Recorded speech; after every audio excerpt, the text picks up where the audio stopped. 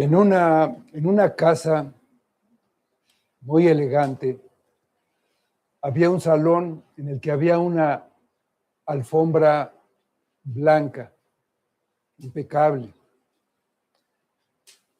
La regla era que nadie podía entrar ahí con zapatos puestos. Antes de entrar a este salón, se debían quitar los zapatos. Pero pasó que un día se cayó un tintero lleno de tinta china y pues dejó una tremenda mancha ahí en la alfombra. Se necesitaba un blanqueador, un quitamanchas que fuera efectivo y nada servía. Ni el cloro, ni el bicarbonato que aconsejan ponerle a las manchas, ni la sal, ni jabón. No había manera. Pues lo que hicieron fue poner un mueble encima de la mancha. Quedó cubierta la mancha no se veía, pero ahí estaba la mancha. Los sacrificios del Antiguo Testamento era lo que hacían. Cubrían el pecado, pero el pecado seguía estando ahí. Se necesitaba un quitamanchas efectivo. Y solo la sangre de Cristo puede quitar, puede borrar, puede limpiar de ese pecado. Vamos al libro de Hebreos, capítulo 9, versículos 15 a 28. Dice así la palabra de Dios.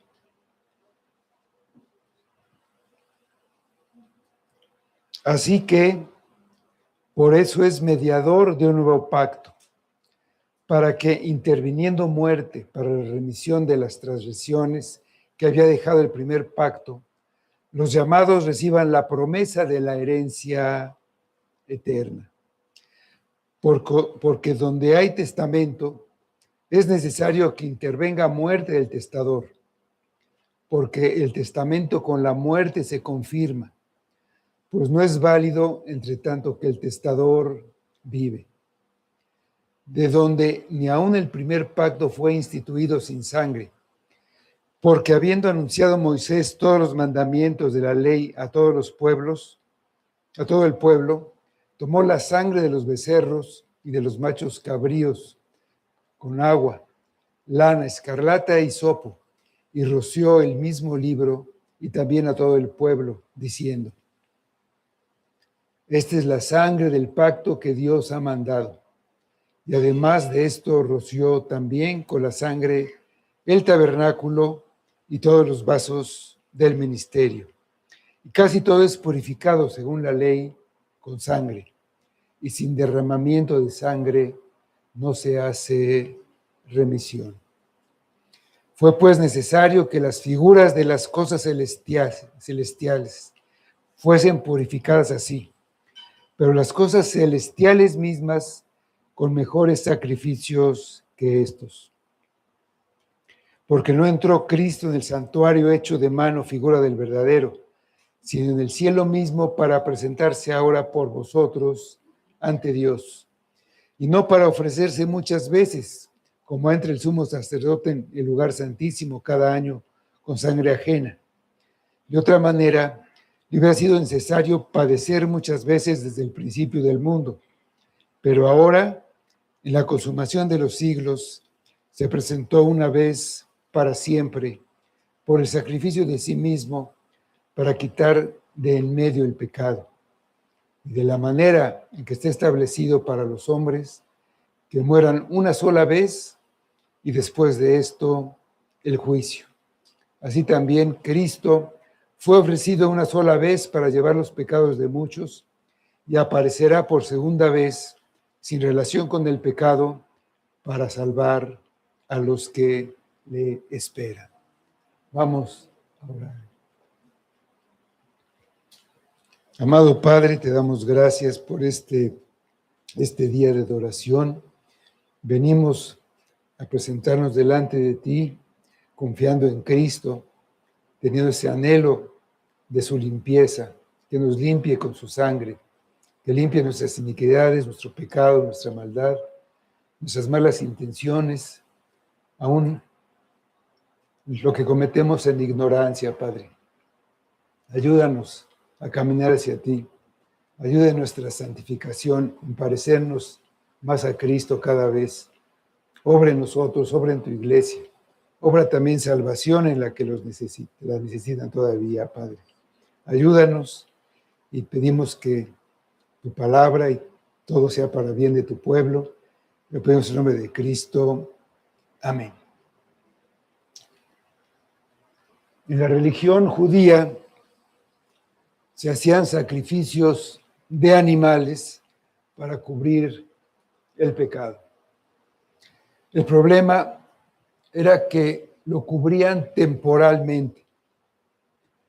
Solo un sacrificio perfecto, con valor infinito, podría obtener eterna redención.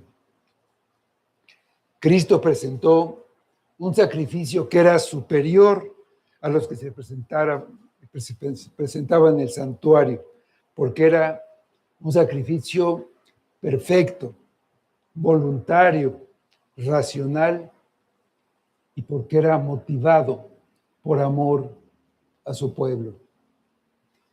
En el tabernáculo, el sacrificio se hacía fuera del lugar santísimo, en el altar que estaba antes del velo. Pero la sangre expiatoria era llevada al lugar santísimo, que representaba el trono de Dios.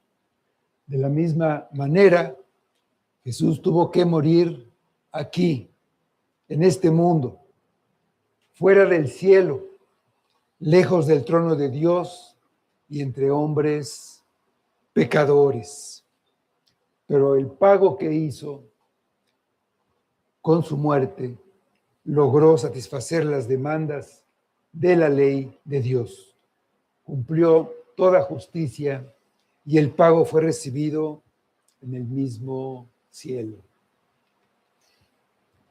El sumo sacerdote entraba una vez al año a través del velo, pasaba por ahí, ofrecía la sangre del sacrificio de la víctima y salía, quedando otra vez cerrado el velo detrás de él cuando se iba. La barrera siempre permanecía. Jesús rasgó en dos el velo y quedó abierto el lugar santísimo, el cielo mismo, dándonos bienvenida a este lugar. Cristo nos da acceso, quitando las barreras que nos impedían acercarnos a Dios.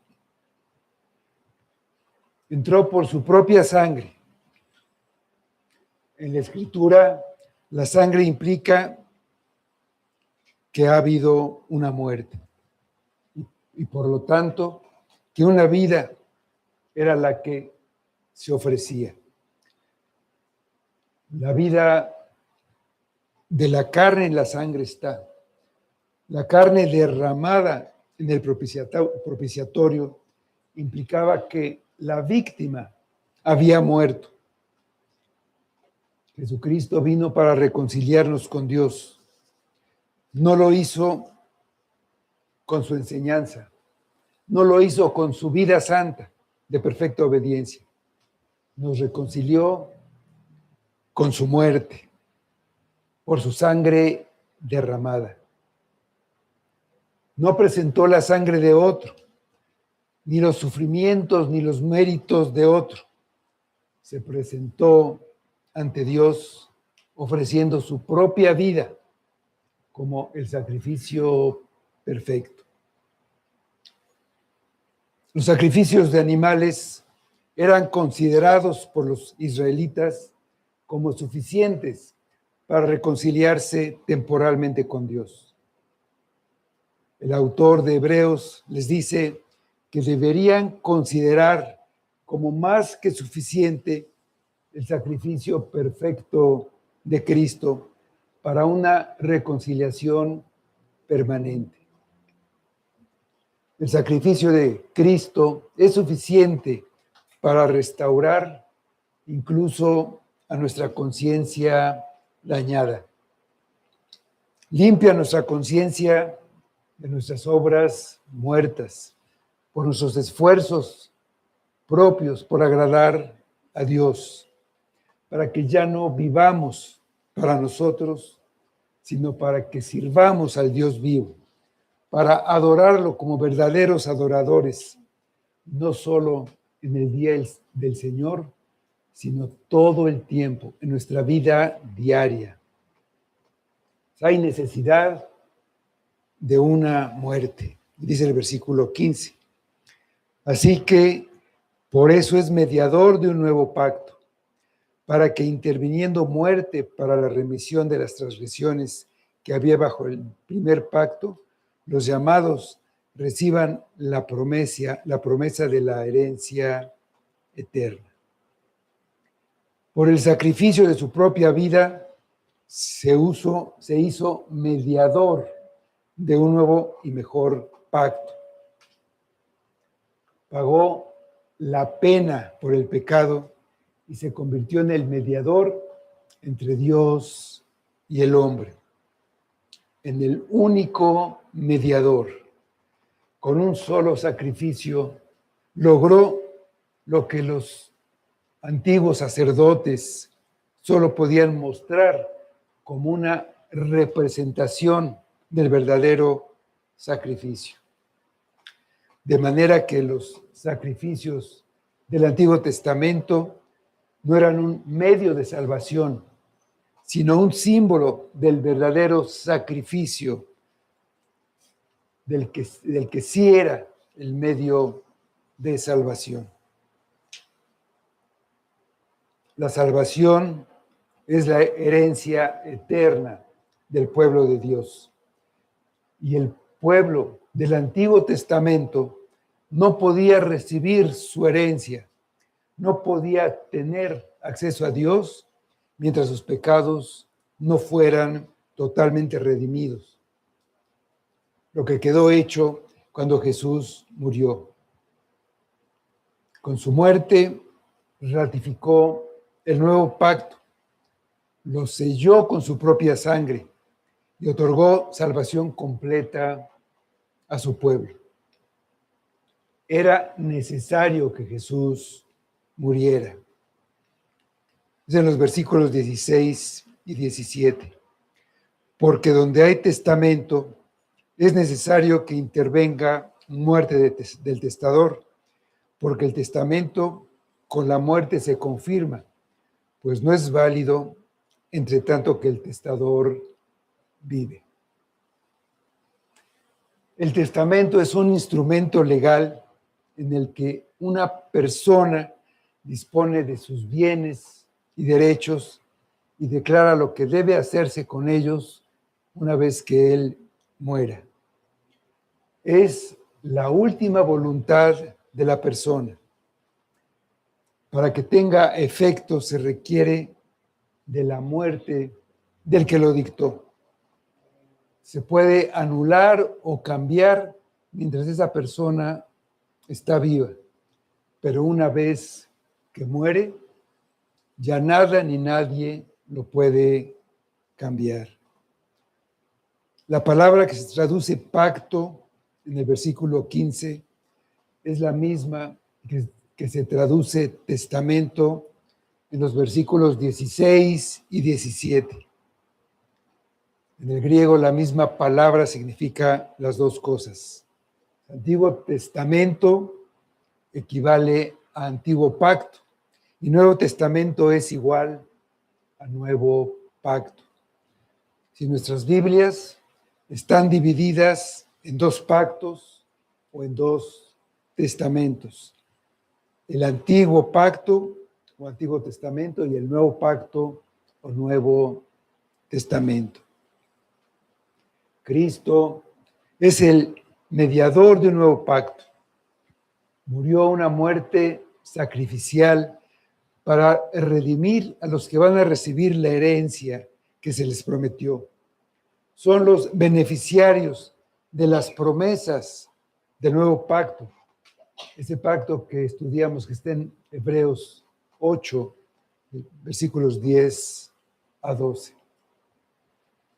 Por lo cual, ese es el pacto que haré con la casa de Israel después de aquellos días, dice el Señor. Pondré mis leyes en la mente de ellos y sobre su corazón las escribiré, y seré ellos por Dios, y ellos me serán a mí por pueblo. Y ninguno enseñará a su prójimo, ni ninguno a su hermano, diciendo, conoce al Señor, porque todos me conocerán, desde el menor hasta el mayor de ellos, porque seré propicio a sus injusticias, y nunca más me acordaré de sus pecados y de sus iniquidades. La muerte del autor del testamento pone en vigor este testamento. Esto implica, según lo que leímos ahí en Hebreos 8, que el autor del pacto es Dios, también Cristo, pero en su función de mediador y como fiador. Y Él se encarga de que las condiciones del pacto sean cumplidas y que sus promesas se lleven a cabo. En ese sentido, el nuevo pacto es su pacto, es su testamento, es su última voluntad para su pueblo. Cristo murió para cumplir estas condiciones. Todas las obligaciones y requisitos que debía cumplir su pueblo. Pero al mismo tiempo, la muerte de Cristo pone en marcha la última voluntad y testamento, de modo que los creyentes reciban la promesa de la herencia eterna. Antes de su muerte, era solo una promesa, algo que se prometió, una promesa de algo que se debía pagar, pero hasta que Él muriera. Su pago en la cruz logró la remisión por los que estaban bajo el primer pacto, bajo el Antiguo Testamento. Cada sacrificio por el pecado hecho por la fe, bajo las reglas del culto del primer pacto, eran como un pagaré firmado y entregado, que se hizo efectivo, que se cubrió totalmente en la cruz. Cristo es el que garantiza que se cumplan todas las disposiciones del testamento. Al morir, una persona deja sus posesiones a sus herederos. Sus herederos, tiempo después, mueren. Cristo murió, pero resucitó de entre los muertos. Los herederos reciben una herencia eterna y vivirán con Él para siempre, porque una de las promesas es la vida eterna. La sangre, el poder de la sangre. Dice los versículos 18 a 22. De donde ni aun el primer pacto fue instituido sin sangre, porque habiendo anunciado Moisés todos los mandamientos de la ley a todo el pueblo, tomó la sangre de los becerros y de los machos cabríos con agua, lana escarlata e hisopo, y roció el mismo libro y también a todo el pueblo, diciendo: esta es la sangre del pacto que Dios ha mandado. Y además de esto, roció también con la sangre el tabernáculo y todos los vasos del ministerio, y casi todo es purificado, según la ley, con sangre, y sin derramamiento de sangre no se hace remisión. La importancia de la sangre se puede notar en estos versículos. Dice el autor que ni el primer pacto entró en vigor sin sangre. La sangre es un símbolo de la muerte. La muerte de los animales era profética. Señalaba a la muerte de Cristo, que confirmaría el segundo pacto. En la institución del primer pacto, primero Moisés leyó la ley al pueblo, hizo sacrificios y presentó sangre. En Éxodo 24, del 6 al 8, dice: y Moisés tomó la mitad de la sangre y la puso en tazones, y esparció la otra mitad de la sangre sobre el altar. Y tomó el libro del pacto y lo leyó a los oídos del pueblo, el cual dijo: haremos todas las cosas que Jehová ha dicho y obedeceremos. Entonces Moisés tomó la sangre y roció sobre el pueblo y dijo: he aquí la sangre del pacto que Jehová ha hecho con vosotros sobre todas estas cosas. Prácticamente, cada parte del sistema de sacrificios bajo la ley de Moisés estaba tocada por la sangre, de una u otra manera. La sangre servía de recordatorio de que la paga del pecado es la muerte. Violar la ley de Dios merece el castigo que señala la ley. El infractor sabía que si él no recibía el castigo, otro lo tenía que recibir. Un inocente, una víctima inocente. Y así ha sido desde el principio. Dios le dijo a Adán que el día en que pecara, moriría. Adán pecó y en ese momento quedó muerto espiritualmente. Después moriría físicamente, pero ahí quedó muerto espiritualmente. Pero Dios cubrió su pecado con pieles de animales que necesariamente tuvieron que morir en lugar de Adán. Hubo sangre de por medio para el perdón del pecado, para cubrir ese pecado. En la institución del segundo pacto, la confirmación fue por la sangre de Cristo, no fue por sangre de animales. Mateo 26, 28 dice: porque esto es mi sangre del nuevo pacto, que por muchos es derramada para remisión de los pecados. No es la sangre de Cristo la que nos salva, sino su muerte. Esa muerte habla del derramamiento de sangre. Rociar con la sangre el tabernáculo y todos los vasos que se usaban en el culto significó el inicio del pacto. Los sacerdotes que vinieron después de Moisés siguieron rociando sangre durante todo el tiempo en el que el pacto estuvo vigente. El propósito de la sangre era simbolizar el sacrificio que era necesario por el pecado. La sangre derramada significaba la vida de la víctima, también derramada, que traía purificación por el pecado. Como consecuencia, sin derramamiento de sangre no se hace remisión. Sin derramamiento de sangre no hay perdón. En la actualidad, muchas personas piensan que su pecado es perdonado simplemente por el paso del tiempo, porque pasó hace mucho tiempo. Por hacer buenas obras que compense de una u otra manera el pecado.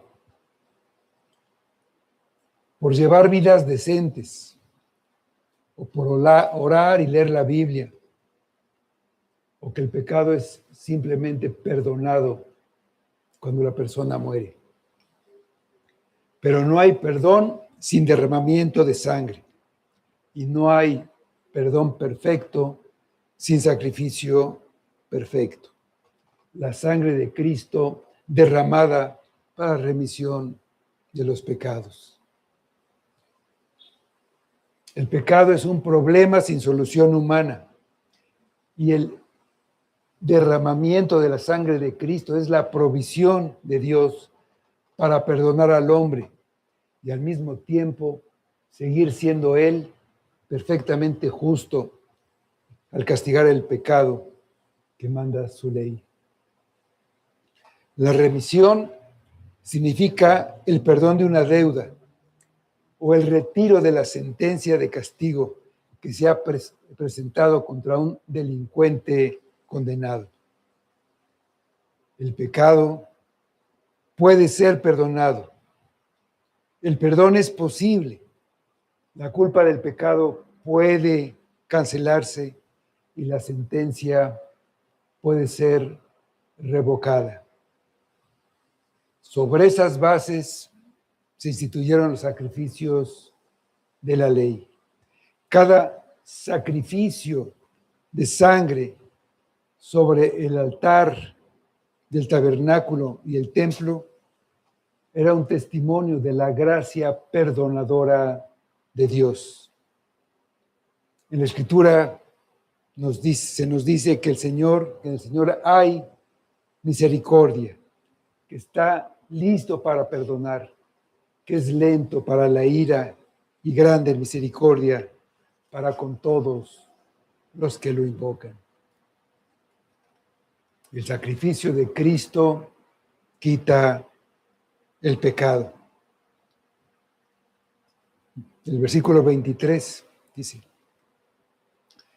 pues es necesario que las figuras de las cosas celestiales fuesen purificadas así, pero las cosas celestiales mismas con mejores sacrificios que estos. Todo lo que había en el santuario terrenal era una copia de lo que había en el santuario celestial. Estas figuras fueron purificadas con los sacrificios de animales. Era necesario que fuera así, porque sin derramamiento de sangre no hay perdón.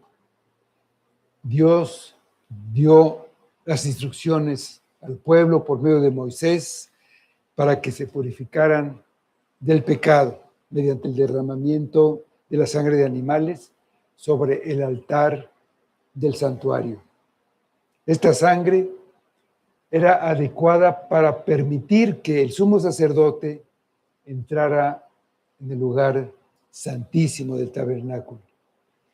Pero hacía falta un sacrificio mejor para que pudiera presentarse un mediador ante la presencia de Dios en el cielo. Las cosas celestiales se refiere al santuario celestial, el tabernáculo mayor y más perfecto, a ese que no es hecho por el hombre.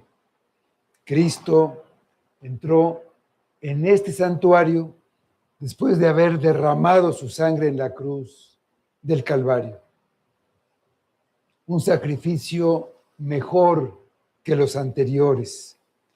La sangre de los animales purificaba el tabernáculo y todo lo que había en él. Y así, después de presentar un sacrificio incluso por sus propios pecados, el sacerdote entraba en el lugar santísimo. La sangre de Cristo purifica las cosas celestiales para que Él pueda entrar en el cielo y estar ante Dios. El Padre quedó satisfecho con el sacrificio de Cristo. Filipenses 2, del 9 al 11. Por lo cual Dios también le exaltó hasta lo sumo y le dio un nombre que es sobre todo nombre, para que en el nombre de Jesús se doble toda rodilla de los que están en los cielos y en la tierra y debajo de la tierra, y toda lengua confiese que Jesucristo es el Señor, para gloria de Dios Padre. La sangre de Cristo nos da entrada al cielo. Estamos condenados por nuestros pecados y lejos de Dios. Pero la sangre de Cristo transforma el cielo en un santuario para nosotros, para que podamos vivir ahí. Al mismo tiempo, el cielo sigue siendo la morada de Dios. La sangre de Cristo remite nuestros pecados y también santifica nuestra presencia en el cielo, haciéndonos aceptables. Somos hijos adoptados de Dios, con todo lo que eso implica. Dice Romanos 8:17. Y si hijos, también herederos de Dios y coherederos con Cristo, si es que padecemos juntamente con Él, para que juntamente con Él seamos glorificados. Jesucristo se presentó por nosotros ante Dios para limpiar y purificar el camino para nosotros. Purificó todo. Él nos proporciona una redención universal, es decir, por todo nuestro pecado, y una redención que durará por toda la eternidad. Es el sacrificio perfecto por nuestros pecados. En los versículos 24 a 26. Porque no entró Cristo en el santuario hecho de mano, figura del verdadero, sino en el cielo mismo, para presentarse ahora por nosotros ante Dios, y no para ofrecerse muchas veces, como ante el sumo sacerdote en el lugar santísimo cada año con sangre ajena. De otra manera, le hubiera sido necesario padecer muchas veces desde el principio del mundo. Pero ahora, la consumación de los siglos, se presentó una vez para siempre por el sacrificio de sí mismo para quitar de en medio el pecado. Durante su vida terrenal, Jesús no entró nunca al lugar santo y mucho menos al lugar santísimo. Él entró en el templo, estuvo en el templo, pero como lo está cualquier persona del pueblo judío, los gentiles no podían estar ahí, él estuvo ahí, pero nunca más allá. Él entró en el cielo mismo como sumo sacerdote para presentarse ante Dios a nuestro favor. Entró por nosotros y cuando entró nos llevó con él. No solamente nos representó. El sumo sacerdote del primer pacto pasaba solo unos momentos, una vez al año, al lugar santísimo, como representante del hombre ante Dios. Sin embargo, Cristo está siempre en la presencia de Dios y nos representa como nuestro abogado defensor. Dice Romanos 8:34. ¿Quién es el que condenará?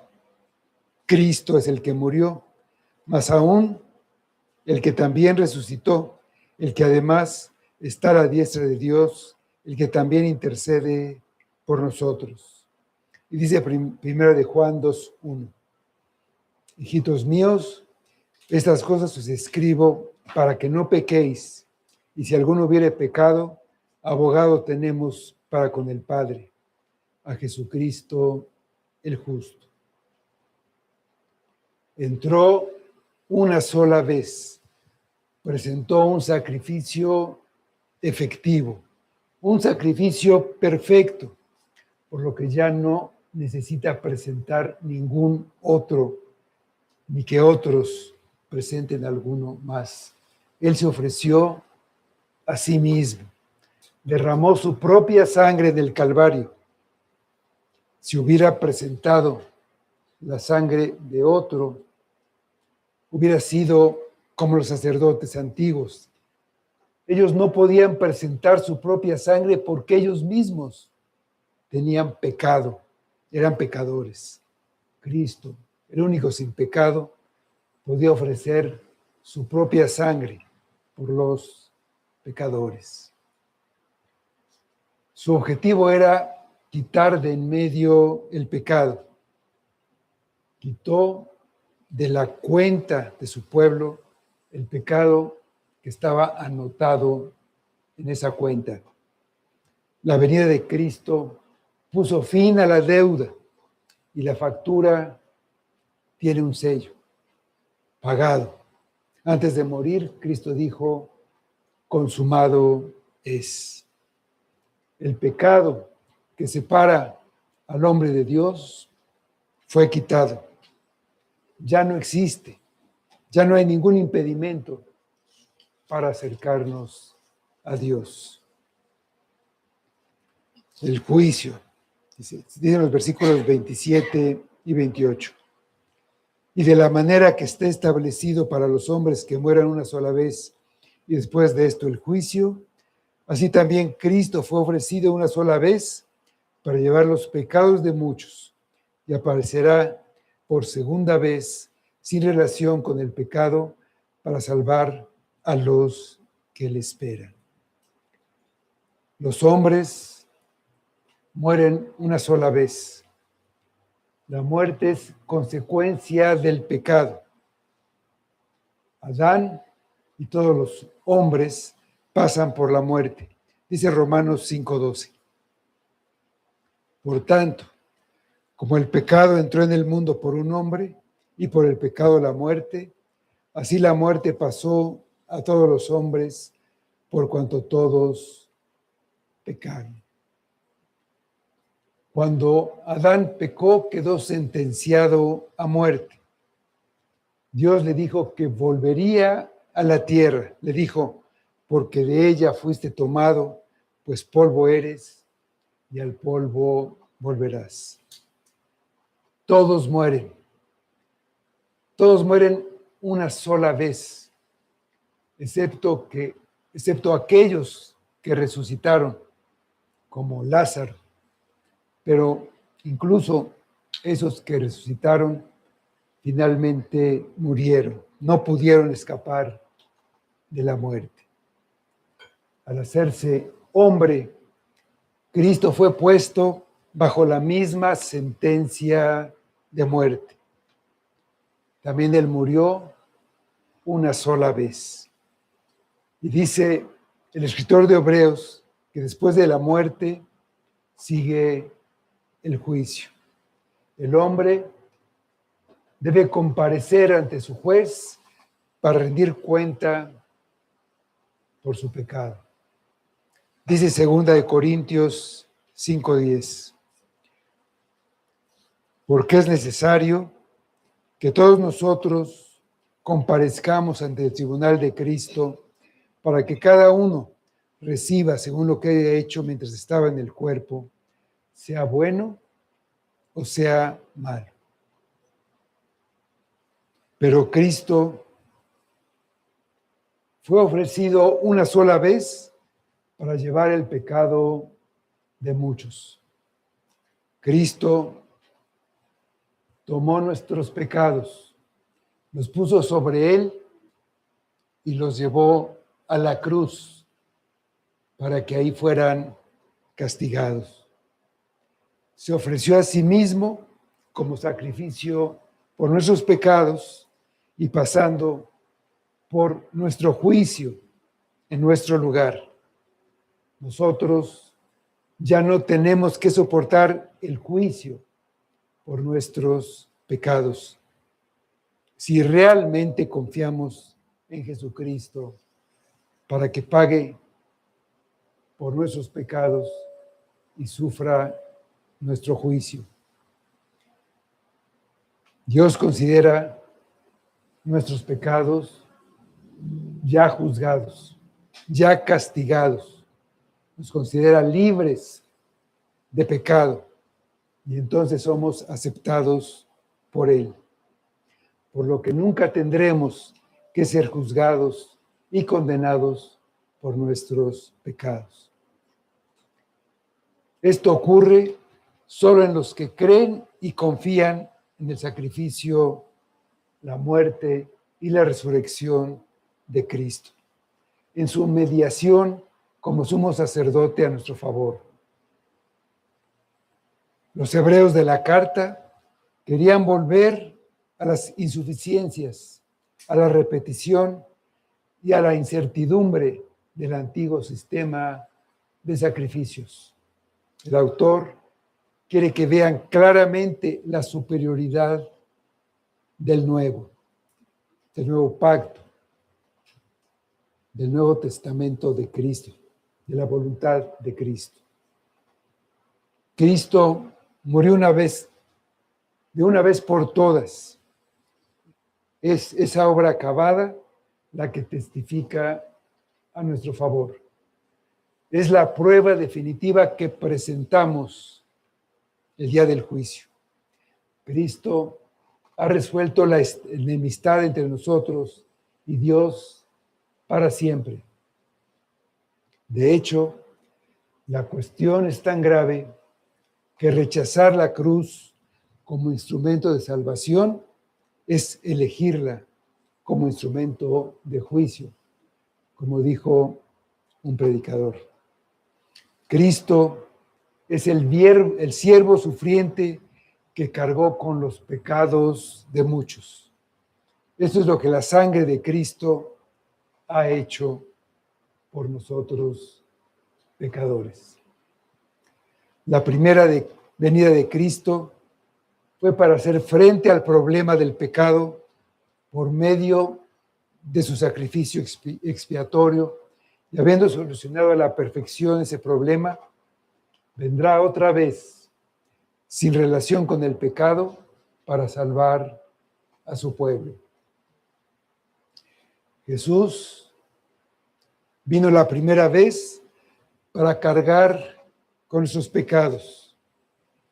Volverá para recibir su recompensa. Jesús vino la primera vez inclinándose bajo la terrible carga de la cruz, y más que sobre la terrible carga de la cruz, bajo la carga de nuestro pecado. Cuando vuelva, el mundo entero se inclinará ante Él. Vino la primera vez para inaugurar el nuevo pacto. Volverá para consumarlo, para que todas las condiciones se cumplan, para darnos la herencia que esperamos. Vino la primera vez como varón de dolores. Viene de nuevo para gozar con su pueblo en su victoria. Él efectivamente quitó la mancha del pecado. No solamente lo cubrió o la tapó, quitó la mancha que nos condenaba. Él es ese quitamanchas perfecto, que actúa a nivel molecular, desbarata, borra, quita totalmente el pecado.